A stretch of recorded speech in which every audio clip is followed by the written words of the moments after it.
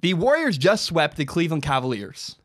The Warriors won 4 games in a row. The Warriors are now the NBA champions. They won the NBA Finals. And what I'm left with after the NBA Finals is just this question: how does this affect LeBron James' legacy? Do you feel better about LeBron? Do you feel worse about LeBron? I am extremely conflicted. I really don't know. And what's more concerning and more frustrating for me is I'm hearing great arguments on either side. I feel like I can't pick a side.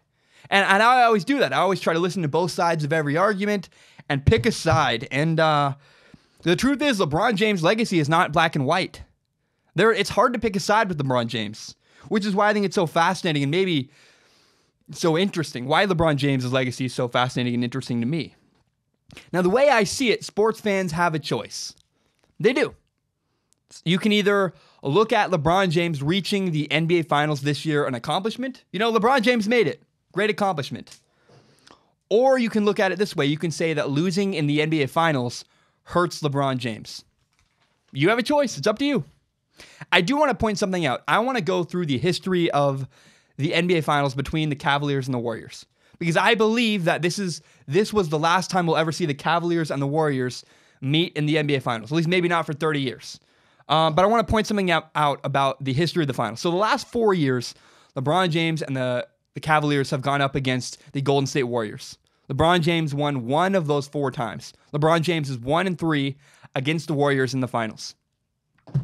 So I want to start with the 2015 NBA Finals. The Cavs and the Warriors.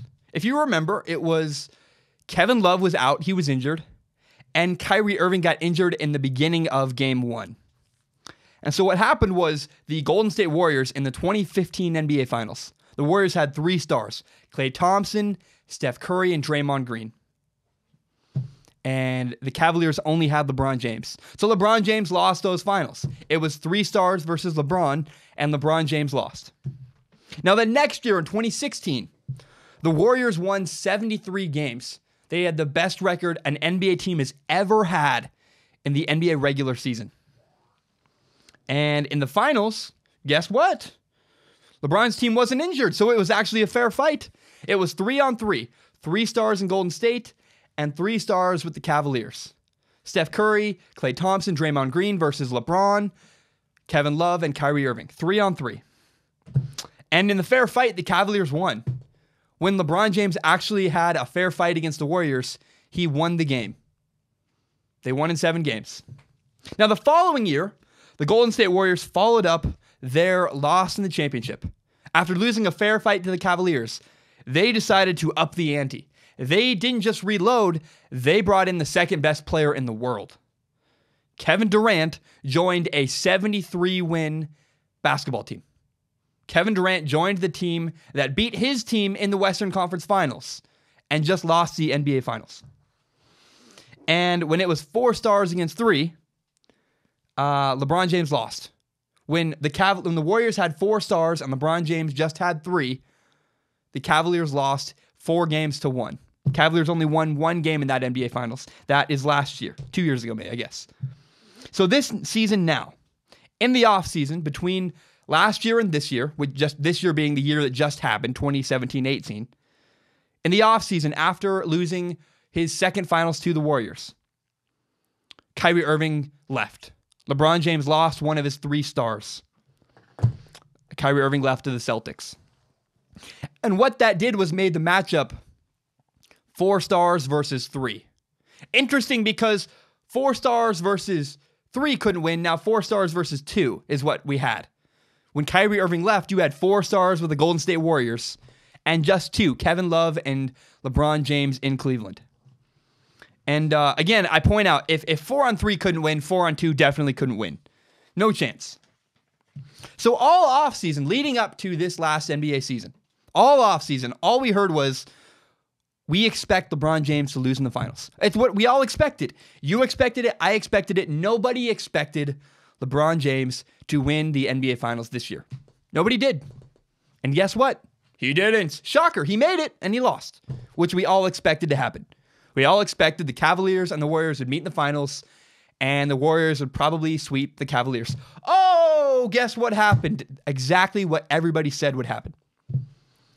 So I think it's very interesting. If we all expected this to happen, if we all expected this outcome, how could it change your opinion of LeBron James? I don't know. Because I imagine this. Imagine the greatest fighter in the entire world. He gets into a fight. The greatest fighter and his buddy. His buddy's an average fighter. So the greatest fighter in the world and his buddy agree to a fight with 4 all-star fighters. Nobody expects the greatest fighter to win. It's 4-on-2. And it's a shocker. In fact, we would be impressed.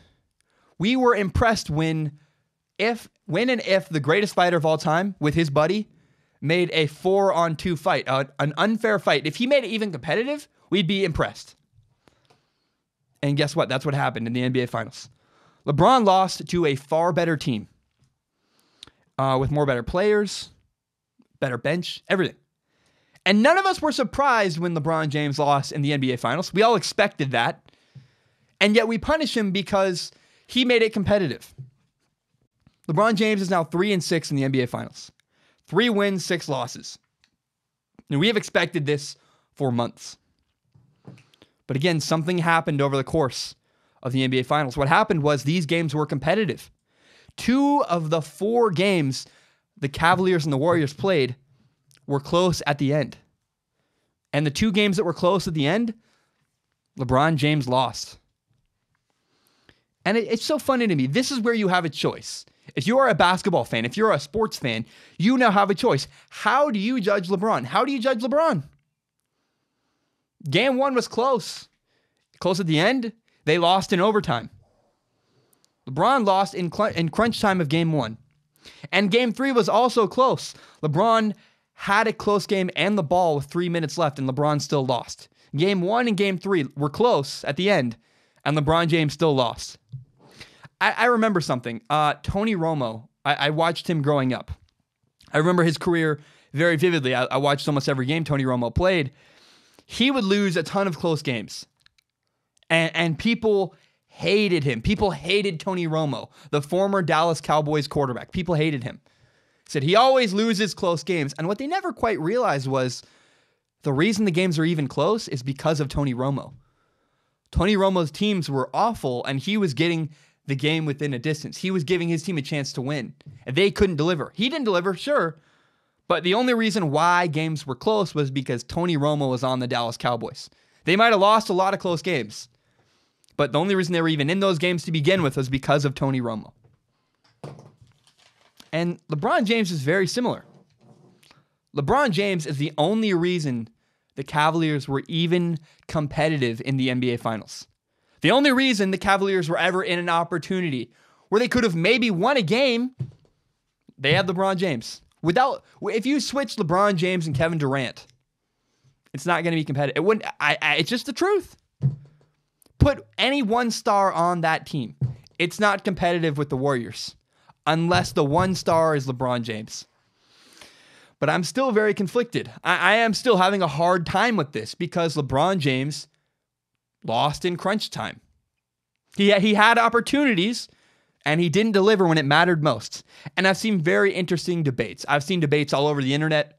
One of them is that LeBron James should have guarded Kevin Durant at the end of Game 3. At the end of Game 3, Kevin Durant hits this big three-pointer to put the game out of reach. He put the icing on the cake. And many people are saying LeBron James should have stepped up. He should have been guarding Kevin Durant in that moment. And he didn't really try hard to fight through a screen. In fact, he didn't try at all to fight through a screen. He switched when they did that. And some people have been bothered by LeBron James switching on the screen. They say you shouldn't switch on that. You should guard Kevin Durant. LeBron James should have taken the responsibility of guarding Kevin Durant in the closing minutes of Game 3. That's what a lot of people are saying. Not me, but that's what people are saying. LeBron James should have been guarding Kevin Durant when Kevin Durant hit that big shot at the end of Game 3. That's what people are saying. Other people are arguing, well, the Cavaliers' defensive strategy is on screens, you switch. And LeBron James was running the defense that the Cavaliers had designed. And people are saying, LeBron James should not override the Cavaliers' defensive strategy simply because he wants to win, simply because he wants to guard the best player at the end of the game. And I still don't really know how to feel about this. What's interesting is some people are saying LeBron James is passive. People are saying LeBron James in this series did not take over scoring. So we learned at the end of the series, LeBron James had a broken shooting hand. His shooting hand was broken after he punched a whiteboard after the frustrating loss in game 1. And so I'm conflicted. First of all, the guarding Kevin Durant thing. Is that the difference between Michael Jordan and Kevin Durant? Because I think Michael Jordan is guarding the best player at the end of the game. He was Defensive Player of the Year many times. And you'd think LeBron James should have been guarding Kevin Durant. I think it was, what's that? The left-handed guy. I think it was Rodney Hood guarding Kevin Durant. I want LeBron James in that scenario. But you can also argue, well, he was running the defense. Now about the shooting thing. He hurt his hand. LeBron hurt his hand, and it's very visible. If you watch and you look at the screen, you see his shooting hand is huge. It's puffed up. It's clearly injured. And some people don't believe he broke it. Again, I really would encourage you to go look at pictures. One hand is clearly swelled up. One hand is clearly normal. So, I don't know. What I don't understand is why LeBron James kept this a secret. I don't know. I don't know why LeBron James kept his broken hand a secret. Because he broke his hand after game 1. Why didn't he tell anybody all series? I have no idea. It makes no sense to me. I'm sure there's a good reason. I just don't know it. But what I do know is that after the alleged broken hand happened, which I think he broke it, after the broken hand happened in game 1, in games 2, 3, and 4, LeBron James was a different scorer. He wasn't as good. In game 1, he scored 51 points. He looked amazing. He had confidence shooting. He did everything. Games 2, 3, and 4, he did not look as confident shooting a jump shot. Could that have been because his shooting hand was injured? His shooting hand was broken. That makes sense to me. How else do you explain 51 points in game 1? Super confident shooting. An amazing performance. And then he just, for some reason, in games 2, 3, and 4 is not the same shooter. Why does that happen? Did he get hot or was it the injury? I don't know. But I do look at pictures and I see in games 2, 3, and 4, his hand was bloated up. And I'll say this again. The best fighter in the world and his buddy agreed to fight 4 all-star fighters. And everybody believed the greatest fighter and his buddy were going to lose to the 4 all-stars. Everybody's like, he doesn't have a chance. And the best fighter lost, which is what we expected. We expected 4 versus 2. We thought the 2 would lose. The 2 did lose to the 4.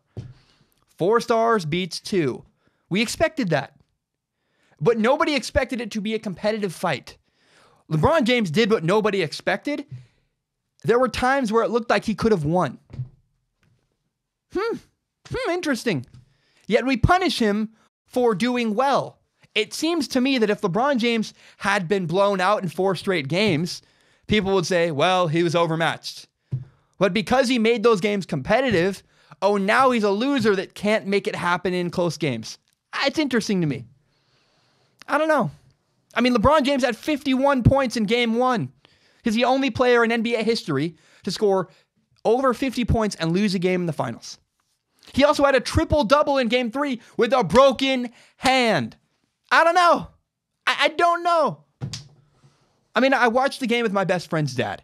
My best friend's dad is a very quiet man. But what he did was he watched every single Michael Jordan game.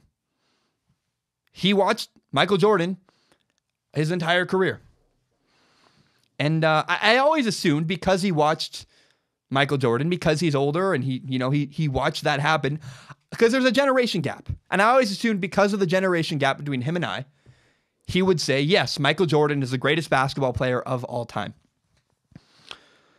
So I asked him, hey, what do you think of LeBron versus Jordan? What do you think? And he said, Michael Jordan never had to carry a load like LeBron James. LeBron James has won more with less than Michael Jordan ever did.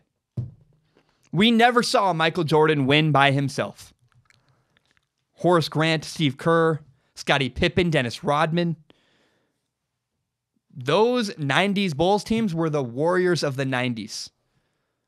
Michael Jordan always had help. Not to mention, Michael Jordan always had Phil Jackson. Phil Jackson, who has 11 NBA championships. Jordan always had a great team and a great coach, something LeBron James has not had the luxury of having. So I think it's up to you. Do you think less of LeBron James after he lost in the NBA Finals? Do you? Do you think less of LeBron James after he got swept by the Golden State Warriors in the NBA Finals? Do you think less of LeBron? Because I don't. I don't think less of LeBron. I'm not going to punish LeBron for making games 1 and 3 competitive. I did at first. It bothered me. But I thought about it and I was like, we all season said LeBron James is going to lose in the NBA Finals. And when LeBron James does lose in the NBA Finals, somehow that makes him look worse. I don't know. In a weird way, I'm not going to blame him because he wasn't able to pull off the incredible. I mean, maybe the expectations are too high for LeBron James, but might I ask, did anybody think LeBron James was going to win this series? Did he have a chance? No, he didn't. He was the greatest underdog possibly in NBA Finals history. And he lost. He did what we expected. I don't know. I'm not going to punish LeBron James for losing to a team with 4 All-Stars. 2 league MVPs, Steph Curry, Kevin Durant. I don't know if that's a fair fight. You're fighting 4 guys with 2. And 4 on 2 beats 4 guys beats 2 all the time. So I'm not going to punish LeBron James for losing in the NBA Finals. Although, look, there's good arguments out there. If you do, I understand. Go ahead. Hey, do it. That's fine. I don't, though. I don't choose to punish LeBron James for losing in the NBA Finals to the Golden State Warriors.